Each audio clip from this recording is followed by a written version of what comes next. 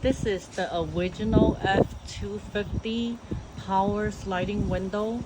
We're gonna show you how to install the center glass. First, you will need to remove the top channel, the top plastic channel from the top track right here. So there's a plastic channel that you must pull out in order to install the centerpiece. Just pull it. Okay, yeah, just pull it out. Pull out this channel completely. Here's the center glass that we're gonna show you how to put it in. So make sure the bottom track remains as is. Do not make any changes to the bottom track. Okay, go ahead and put it.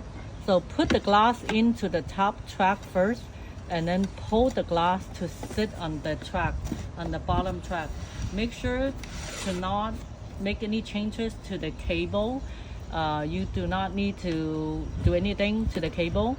And then once you put the glass in, we insert the plastic channel that you pull out, and then that should be it. If it's not easy, you can spray some WD-40 to make it smoother, to put back the channel. So the channel should slide back in.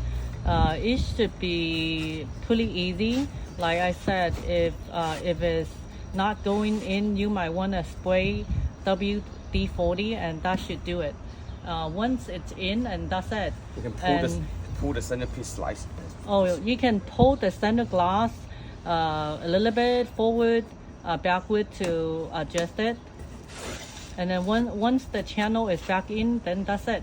Now, just to make sure this is done inside your truck, we're showing you the glass because we have the original sliding window outside.